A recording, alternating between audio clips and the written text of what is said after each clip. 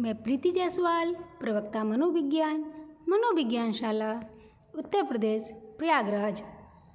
आज आपसे कक्षा शिक्षण की तकनीक एवं विधियों के बारे में बात करने जा रही हूँ। कक्षा शिक्षण तकनीक का अर्थ है शिक्षा देने का तरीका जिससे छात्रों को समझने और सीखने में सरलता हो। शिक्षा देने में बाहरी संसाधनों का उपयोग लेना, जैसे graphic, laptop, projection system, speaker, mobile phone और इंटरनेट, स्मार्टफोन का उपयोग किया जाता है। कई मोबाइल ऐप हैं जो शिक्षण अधिगम में भी मदद करते हैं। इसमें शिक्षक, छात्र तथा तकनीकी प्रक्रियाएं एक साथ समावेशित रहती हैं। शिक्षण तकनीक का उद्देश्य शिक्षण प्रक्रिया को प्रभावशाली बनाया जा सकता है। शिक्षण प्रक्रिया अधिक व्यवस्थित व संगठित होती है। यह बच्चों को समाज के साथ समायोजन तथा समस्याओं को स्वयं सुलझाने के योग्य बनाती है। शिक्षक व छात्र दोनों को सक्रिय रखने का काम करती है। कक्षा शिक्षण की विधियाँ। शिक्षण विधि का प्रयोग बड़े व्यापक अर्थ में होता है।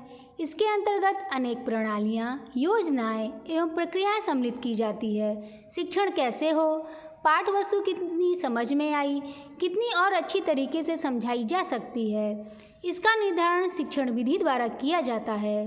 हम सभी के पढ़ाई करते समय कुछ पसंदीदा अध्यापक रहे होंगे। उनके द्वारा पढ़ाई गई विषय वस्तु हमें आज तक याद है। जानते हैं ऐसा क्यों? क्योंकि उनके पढ़ाने का तरीका, समझाने का ढंग इतना अच्छा तथा सरल था कि उनके पढ़ाए गए पाठों को आज भी हम किसी को आसानी से समझा सकते हैं। यह तरीका ही शिक्षण विधि कहलाता है। शिक्षण विधियों के प्रकार। शिक्षक केंद्रित विधि, इसमें शिक्षक प्रधान होता है एवं बालक द्वितीयक होता है और इसमें शिक्षक निर्देशात्मक तरीकों को अपनाता है। शिक्षार्थी या बाल केंद्रित विधि, इस विधि में बालक को शिक्षा का केंद्र माना जाता है। बालक स्वतंत्र सक्रिय रूप में कार्य करता है। शिक्षक की भूमिका मार्गदर्शक की होती है। यह विधि करके सीखने पर आधारित होती है। बाल केंद्रित शिक्षण बालक की रुचियाँ, प्रवृत्तियाँ तथा क्षमताओं को ध्यान में रखकर शिक्षा प्रदान कराई जाती है। शिक्षण विधियों के प्रकार और उनके अंतर्गत आने वाली विभिन्न विधियों हैं, जिसमें से हम कुछ प्रमुख विधियों के बारे में बात करने जा रहे हैं। विवरण विधि या कथन विधि, शिक्षण की ऐसी विधि जिसमें पाठ वस्तु, प्रसंग, घटना, स्थान का सरल भाषा में कथन किया जाता है, इसलिए इसे कथन विधि भी कहते हैं। इसमें व्यक्ति अज्ञात से ज्ञात की स्थिति की ओर अग्रसर होता है। उदाहरण, विभिन्न ऐतिहासिक स्थलों के बारे में, जैसे कुतुब मीनार, बुलंद दरवाज़ा, ताजमहल आदि के बारे में बताना कि वह कहाँ स्थित है, किसने बनवाया, किस लिए प्रसिद्ध है, यह विवरण विधि के अंतर्गत आता है। वर्णन विधि, शिक्षण की इस प्रविधि में विषय वस्तु का विस्तार से कथन किया जाता है ताकि छात्र को पाठ अच्छी तरह से समझ में आ जाए।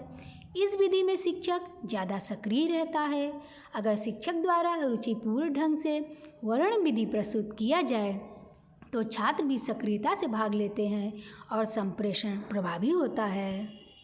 व्याख्यान विधि, किसी भी विषय वस्तु का गहन ढंग से विश्लेषण करना व्याख्यान कहलाता है। इस विधि का प्रयोग ज़्यादातर जटिल विषयों को समझाने के लिए तथा उच्च स्तर पर किया जाता है। उदाहरण, समास को लें। इसे समझाना हो तो शिक्षक द्वारा बताया जाएगा कि समास दो शब्दों से मिलकर बना है, सम प्लस आस। सम का अर्थ समीप या पास और अस का अर्थ बैठना। जिस क्रिया में संक्षेपीकरण किया जाए या दो से अधिक शब्दों को मिलाकर लिखा जाए उसे सामाजिक पद कहते हैं। हम कह सकते हैं कि व्याख्यान विधि में किसी भी प्रसंग को विस्तार से समझाया जाता है। स्पष्टीकरण विधि, किसी वस्तु, विषय या घटना को अच्छी तरह समझाना स्पष्टीकरण कहलाता है। यह विधि ज़्यादातर जटिल विषयों को सरल रूप में तथा बोधगम्य बनाने के लिए काम में लाई जाती है। उदाहरण के तौर पर सौरमंडल पढ़ाना हो तो इसमें सौरमंडल का अर्थ, उन ग्रहों, तारों के समूह को स्पष्ट करना होगा। फिर प्रत्येक ग्रह, तारों की स्थिति, प्रक्रिया को स्पष्ट रूप से समझाना होगा। इसके लिए चित्रों तथा सौरमंडल या तारामंडल का भ्रमण का सहारा लिया जा सकता है।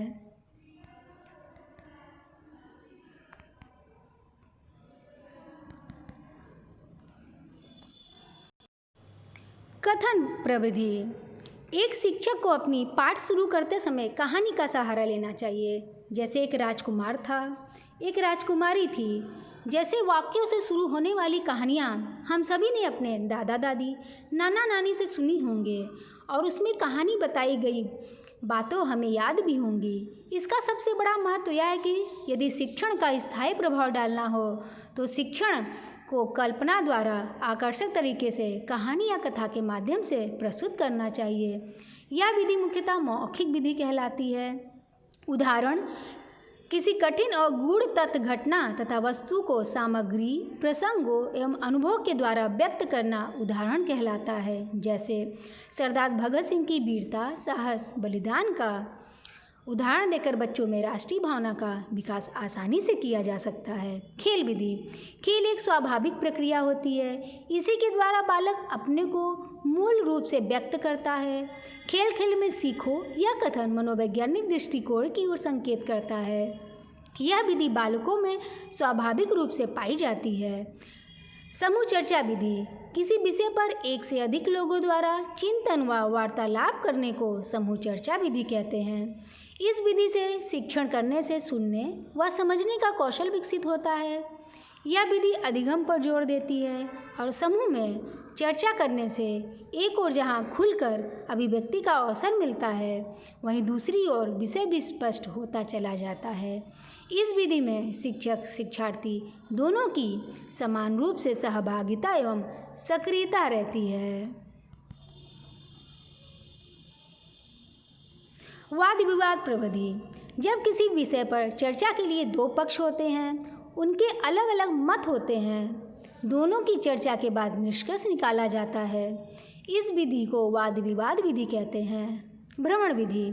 इस विधि में स्थल वस्तुओं का ज्ञान घूम घूम कर प्राप्त किया जाता है। इस विधि को शैक्षणिक भ्रमण भी कहा जाता है। भ्रमण के पश्चात अर्जित की गई जानकारी व अनुभवों का लेखन अवश्य करवाना चाहिए ताकि ज्ञान स्थायी बना रहे। कार्यशाला या वर्कशॉप प्रविधि।